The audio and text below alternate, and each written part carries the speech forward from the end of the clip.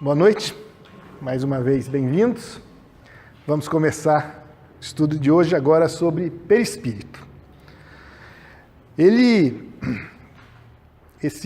Essa aula, ela não está baseada apenas no livro Evolução em Dois Mundos, como eu destaco aqui nesse slide, mas também no capítulo 4 do livro Estudos Espíritas, de Joana de Ângeles, o Espírito, de Valdo Franco.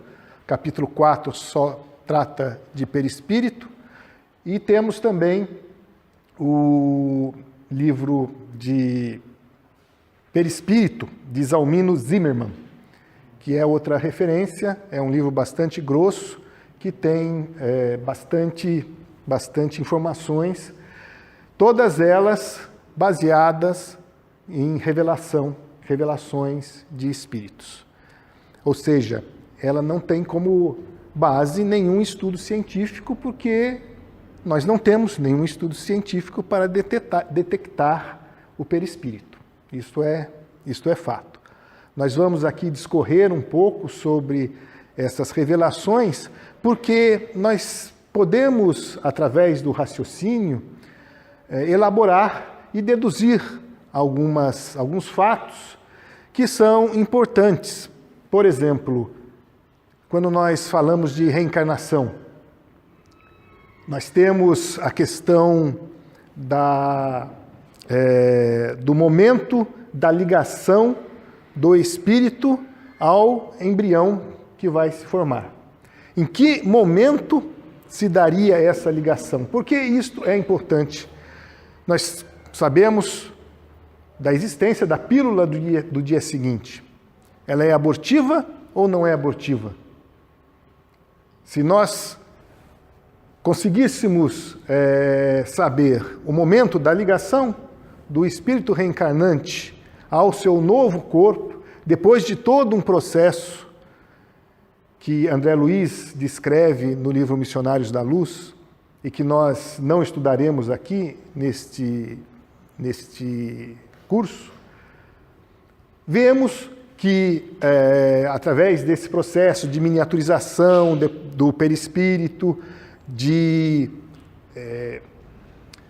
os espíritos superiores ajudam, no caso narrado por André Luiz no livro Missionários da Luz, ajudam para que a carga genética seja a ideal para aquele corpo em formação que atenda às necessidades do espírito reencarnante. São esses aspectos que são interessantes para nós sabermos, então, se na fertilização in vitro nós temos um espírito ligado, em que momento há esta ligação, eu posso descartar esse espírito? Mas, retornando aqui à questão número 1 que nós colocamos. Perispírito é energia? Obviamente que aqui eu estou provocando vocês, porque desde o início nós afirmamos que energia é um conceito da física que quantifica algo que produz trabalho, que produz movimento. É errado nós afirmarmos que o perispírito é uma energia, ou que o fluido cósmico, que é a matéria base para o perispírito, é energia. Nós já aprendemos sobre perispírito no livro dos médiuns, no livro dos espíritos. Então, no dia de hoje, nós estamos fazendo apenas um desdobramento baseado na literatura subsidiária. Então, eu não vou ficar repetindo aqui que o perispírito é formado a partir do fluido cósmico universal, que dependendo do planeta em que o espírito está encarnado, ele aure dos fluidos dessa região onde ele está encarnado os elementos necessários para a formação do seu corpo espiritual. Isso são coisas que nós já aprendemos na codificação. A literatura subsidiária nos dá um pouco mais de detalhes, mas não é energia. O perispírito não é energia. Seria então um fluido sob a ação de um campo? é fluido, é de natureza semimaterial. O perispírito é formado do fluido cósmico, então ele tem uma natureza semimaterial, mas não é espírito, é matéria.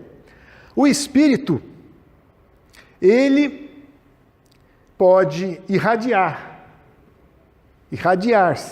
num determinado campo, numa determinada região de ação. Não vamos confundir com o campo da física. Nós temos uma região de influência do espírito. Quanto mais elevado for o espírito intelectual e moralmente, certamente maior será o campo de influência desse espírito. Mas entendemos que o fluido cósmico universal, ou o fluido que vai ser a base do perispírito, ele acaba se aglutinando em torno do espírito. É por isso que, se o espírito tem uma capacidade intelectual e um merecimento grande, ele pode dar ao seu perispírito a forma que quiser. Se numa encarnação anterior, ou 2 ou 3 encarnações anteriores, se naquela encarnação foi o ponto de inflexão, digamos assim, da jornada evolutiva daquele espírito, foi há 3 encarnações passadas que ele encontrou a sua estrada de Damasco, encontrou Jesus na estrada de Damasco, como Paulo ou Saulo. Ele pode querer, porque aquela encarnação foi a mais representativa, na dimensão espiritual, ou quando ele se faz visível através da mediunidade de médiuns que tenham esta habilidade, que tenham a clarividência, ele pode se demonstrar, pode se mostrar nesta condição de 3 encarnações anteriores. Se é um espírito bastante inferior, certamente as suas vibrações negativas acabarão influenciando o seu perispírito, fazendo com que, conforme nos narram os grandes espíritos, através dos grandes médiuns como Chico, Divaldo, Ivone Pereira e tantos outros, pode, no seu perispírito, ter lá marcas de cicatrizes, marcas de chagas, que refletem o estado de inferioridade daquele espírito. Então, podemos talvez afirmar que o perispírito está sofrendo a influência do espírito, então são fluidos sob a ação do espírito. Aqui eu coloquei a questão da dualidade da luz, porque se a ciência avançar daqui talvez dezenas ou centenas de anos, a ponto de conseguir detectar o perispírito, nós podemos também ter, dependendo da experiência, encontrar explicações diferentes para a natureza do perispírito. Porque a luz que nós conhecemos, seja a luz do sol, a luz artificial, ela tem um comportamento de uma onda, porque ela é uma onda eletromagnética. Como a onda mecânica, se eu jogar uma pedra num lago, não vão formar ondas. Se eu jogar 2 pedras, essas ondas vão interagindo e vão formar um padrão característico. A luz também, se nós fizermos algumas experiências, ela vai mostrar a difração através de padrões característicos que vão ser impressos ou vão aparecer numa superfície depois que eu jogo a luz passando por um obstáculo qualquer. E eu vou ver que na parede, por exemplo, se eu coloco um laser em um obstáculo no meio do caminho, na parede vai se formar um padrão de luzes e sombras que é o resultado dessa difração. Eu não vou entrar em detalhes, porque é um pouco técnico, mas quem quiser ir mais a fundo, é só procurar lá no YouTube, que tem várias experiências. Mas ela também tem um comportamento corpuscular. Einstein ganhou o prêmio Nobel porque ele descobriu ou teorizou sobre o comportamento corpuscular da luz. Imaginemos a luz como corpúsculos de energia, que são os fótons, que batendo numa superfície metálica faz com que os elétrons dessa superfície metálica se movimentem. Então é como se fosse matéria, batendo em matéria, produzindo aquele movimento. A luz tem natureza eletromagnética ou corpuscular. Então, dependendo do experimento, ela pode ter esses dois comportamentos. O perispírito também. Nós podemos dizer que é de natureza vibratória, porque o espírito vibra e o fluido à sua volta vai se adequar àquele tipo de vibração. Então, podemos, dependendo da experiência, dizer que tem natureza vibratória. Dependendo da experiência, poderíamos dizer que tem natureza corpuscular, de matéria, que é o fluido cósmico. Mas nós estamos muito longe de conseguir detectar o perispírito. Logo, nós só temos como matéria de reflexão aquilo que nos é revelado pelos espíritos. Na codificação, mais uma vez, nós não temos nenhum tipo de detalhes sobre a formação do perispírito, a não ser aquilo que nós já afirmamos.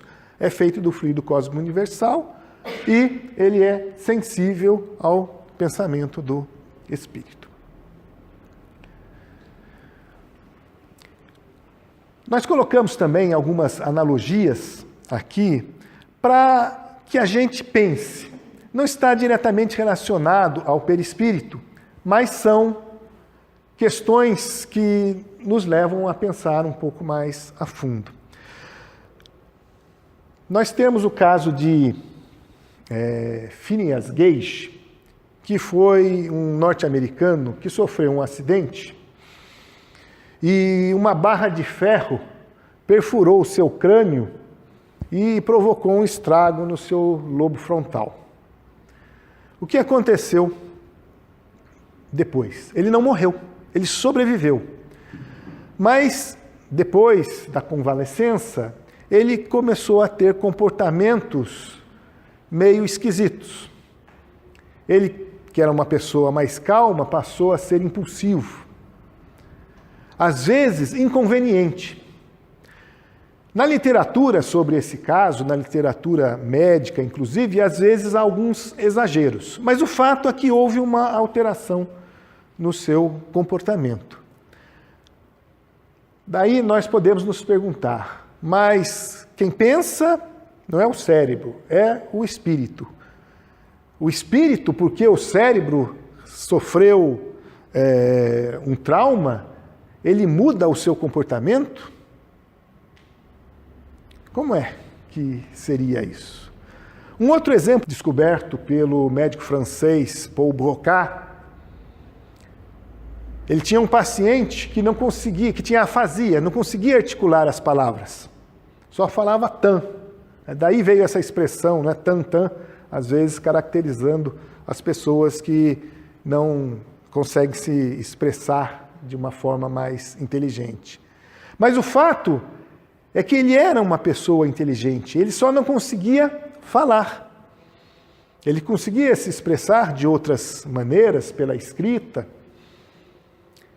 E só depois que ele morreu, de um outro fator, é que o médico, Broca, foi fazer uma análise e foi tirando fatias do cérebro, até que descobriu uma região em que ele tinha um tumor, que é conhecida como a área de Broca, que fica do lado esquerdo do nosso cérebro, que é responsável pela fala. Ele tinha as cordas vocais perfeitas, mas ele não conseguia processar a fala. O espírito, certamente, mantinha a sua inteligência, mas ele não conseguia utilizar-se do cérebro para se expressar. Nós temos também, nossa, passou aqui, outros casos. Cérebro bipartido. Se eu tenho um cérebro, nós temos dois lados, e eles são ligados pelo corpo caloso. Em casos graves de epilepsia, foi feita a secção, foi cortado o corpo caloso. Então, o cérebro do lado direito não conversava com o cérebro do lado esquerdo. Mais experiências, e depois eu posso passar o link com esses estudos científicos, mostram que, mesmo sem haver comunicação, a consciência era única. Outros casos, temos também narrado na literatura científica, de um francês que tinha uma vida normal, depois, se não me engano, teve dor de cabeça ou algum outro problema, que foi feita uma tomografia e viu que ele tinha um cérebro super reduzido. Ele não tinha grande parte do cérebro, mas a vida era normal. Como, então, o espírito se comunica através desses cérebros que não são considerados saudáveis, digamos assim. Mas nós chegamos à conclusão que realmente a origem do pensamento está no espírito. Ele se utiliza do cérebro para exteriorizar esse pensamento. Às vezes, um cérebro diminuto, né, não é empecilho para o espírito. Ou um cérebro bipartido também não chega a ser empecilho. Mas um trauma, uma injúria no lobo frontal provocou alteração de comportamento. Então, como pode isso? Nós interpretamos da seguinte maneira, fazendo uma analogia talvez bastante tosca. Mas se nós imaginarmos um sistema, uma pessoa, um computador, uma impressora. Todos já tivemos algum tipo de problema alguma vez nesse sistema, não é? Se eu posso estar a impressora sem tinta. Então vamos fazer analogia. A pessoa é o espírito. O computador é o cérebro. E a impressora, as mãos, no caso, se for a escrita, se tivesse ligado uma câmera, os olhos e assim por diante. Mas vamos considerar a analogia com a impressora. Eu posso ter um problema entre o computador e a impressora. Então, a pessoa mantém a lucidez, né, sabe o que quer fazer, dá o comando direito lá no seu computador, então o cérebro está funcionando, mas tem algum problema no cabo que liga a impressora. Então, talvez as conexões nervosas entre o cérebro físico e a mão, por exemplo, nessa analogia, esteja com um problema. Agora, nós podemos ter um problema no computador. Então, eu estou dando lá um comando, mas ele está com algum problema e ele não dá o comando para a impressora. E para mim, ou ele dá um comando para a impressora completamente diferente, então está saindo lá alguma coisa que não era o que eu esperava. Então eu estou dando uma ordem, mas ela não está sendo executada. Portanto, se nós tivermos um problema no cérebro, como um problema no lobo frontal, talvez as ordens ou o pensamento do espírito não se reflita na realidade física, aqui. E nós podemos também fazer analogia com o perispírito. Se nós imaginarmos o que liga a pessoa ao computador, são as mãos que vão digitar. O espírito, para atuar no corpo, ele precisa de um intermediário, que é o perispírito. Ele não pode agir direto na matéria. Então o espírito precisa do seu corpo espiritual, o perispírito. Então, se nós estamos, por exemplo, digitando alguma coisa, esse processo de né, do espírito entrar em contato com o seu perispírito é o que a pessoa entrando em contato com o computador. Pode ter problema também. Você pode entrar em contato com o computador digitando ou falando, dependendo da interface que você utiliza. Então, pode ter problemas também nessa ligação.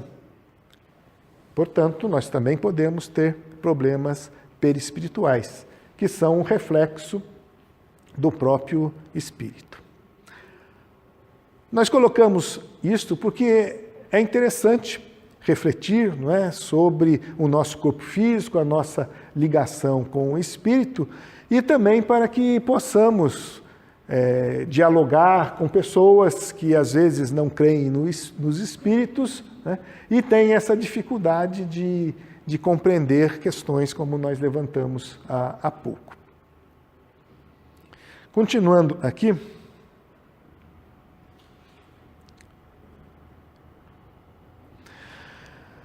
nós temos algumas revelações mediúnicas que vamos destacar aqui, mas não vamos falar profundamente, porque algumas delas nós vamos ver futuramente aqui mesmo nesse curso. Por exemplo, na desencarnação. Também é uma questão importante saber quando que o espírito se desliga do seu corpo físico.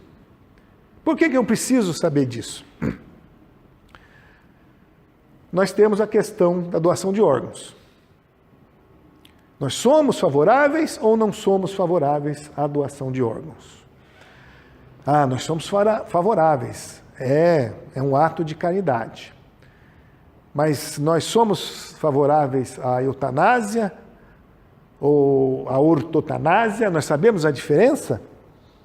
Nós somos contra a eutanásia, porque nós não queremos assumir nenhuma dívida ceifando vidas. A ortotanásia seria você não oferecer mais recursos que não permitiriam o prolongamento da vida, só o prolongamento do sofrimento.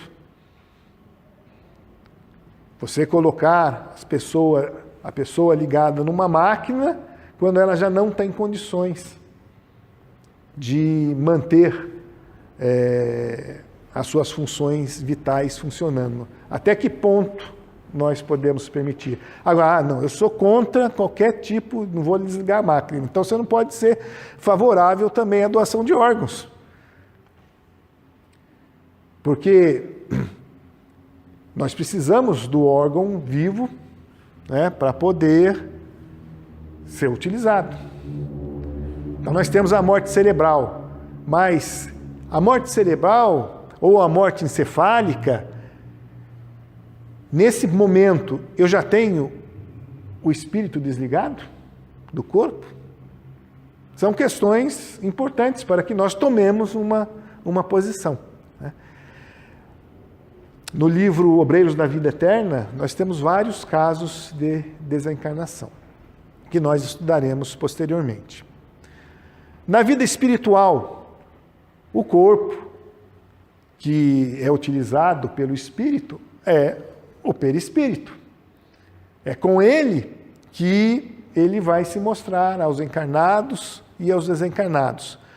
Tem várias questões associadas que também nós não vamos entrar aqui, mas que eu estimulo, colocando a pergunta para vocês, para mostrar que às vezes nós não paramos para pensar. E a vestimenta? A vestimenta é como uma tatuagem no corpo, ou ela é formada de outros fluidos do plano espiritual que são manipulados pelo espírito? São questões interessantes. Na ovoidização, eu vou ter que acelerar, porque só faltam 10 minutos, né? Então, vamos correr um pouco. Na ovoidização, que é a ovoidização, se o espírito está com uma ideia fixa, com um problema, e ele só pensa naquele problema, segundo André Luiz, e também Manuel Filomeno de Miranda, a desarticulação da matéria que consiste, que forma o perispírito. Porque, evidentemente, com aquela ideia fixa, aquela monoideia, é impossível ao espírito manter as funções básicas, morfológicas do perispírito. Muitas vezes os espíritos estão num estado de completa loucura e são utilizados por outros espíritos obsessores para fazer uma atividade de maior impacto nos obsidiados. Livro Libertação, também de André Luiz. Mas nós não temos a concordância universal do ensino dos espíritos com respeito a essa questão. São pontos interessantes, mas nós não temos condições de avançar além das revelações que nós já mencionamos aqui. Isso é importante para o nosso dia a dia, numa reunião de desobsessão. Ele é útil, sem dúvida alguma, mas não é imprescindível, porque nós vamos tratar qualquer espírito em qualquer grau de sofrimento da mesma forma, certo? Há afirmações também que o perispírito se desgasta, né? Diz que Emmanuel parecia mais jovem para alguns médiuns videntes ou clarividentes, e com o tempo ele aparecia mais envelhecido, mas o espírito não tem o total controle sobre o seu perispírito, um espírito superior como Emmanuel. Enfim, essa é outra afirmação de alguns médiuns, o que nos leva a crer que talvez o espírito possa sofrer esse desgaste natural, embora, evidentemente, ele possa remoçar, se for um espírito mais elevado, a hora que quiser.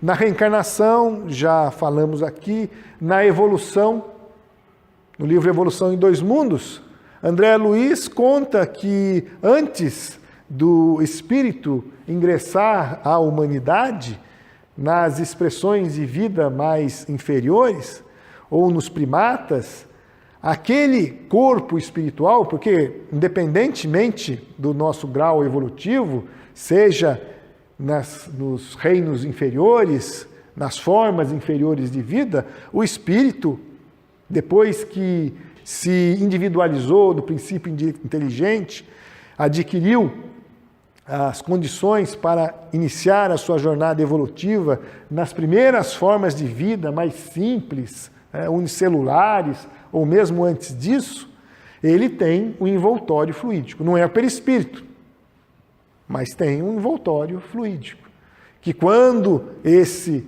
princípio inteligente adentra a humanidade, como espírito agora, ele tem um perispírito.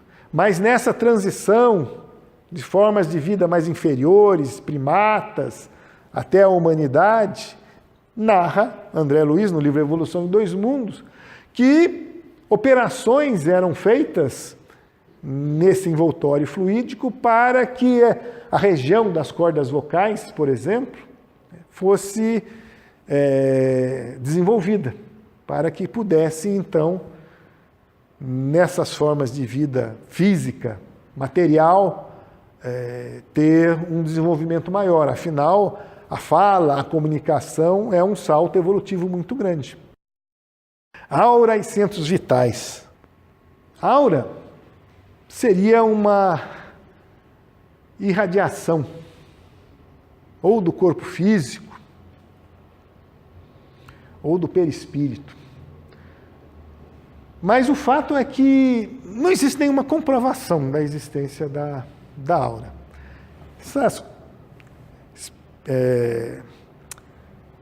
Essas experiências com quiliografia, não é? Era tudo furado. Não tem nenhum embasamento científico. André Luiz novamente fala da aura como sendo uma radiação que poderia ser do corpo físico ou do perispírito, e que os pensamentos, né, estariam nessa região. Fala também dos centros vitais, associando com os chakras, que vêm de religiões espiritualistas, lá da Ásia. Não são informações que nós podemos colher dentro da codificação.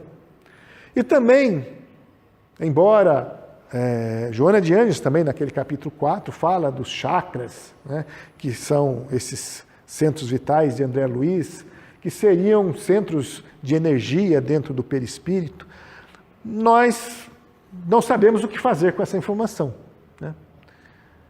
Que isso nos agregaria para o nosso conhecimento, sendo que nós não podemos utilizar dessa informação, não podemos comprovar essa informação. E quando eu li mais recentemente, estudando o passe, mas não o passe, mas toque terapêutico, reiki, no nosso grupo de estudos avançados, eu vi que existem pessoas, né, que acreditam que nos nossos dedos, né, tem mini chakras. Então nós temos em cada dedo um mini chakra, então ele serve para ajuda, para transmitir algum tipo de fluido. É um pouco assim distante, né, do que nós encontramos com Kardec. Então nós temos que tomar essa postura mais conservadora e não nos deslumbrarmos, porque muitos espíritas, né, nos deslumbramos com essas coisas que vêm de fora, mas que não adiantam em nada. Por isso nós nem vamos falar aqui dos centros vitais, mas quem quiser entender um pouco mais, ou pelo menos ver a nomenclatura utilizada, nós temos lá em Evolução em Dois Mundos e também em Estudos Espíritas. Mas nós vamos aceitar ou não, vai depender da nossa fé. Então nós temos que ter a fé, né, mas não podemos exagerar, não podemos nos deslumbrar com certas coisas. Se nós formos muito abertos, nós vamos aceitar qualquer coisa. Por isso que a gente tem que raciocinar um pouco e buscar esse ponto de equilíbrio. Eu vou só dar uma corridinha aqui, porque tem 1 minuto, né? Desprendimento. No momento da comunicação mediúnica ou do transe mediúnico, há o desdobramento, o desprendimento do espírito e, consequentemente, do seu perispírito.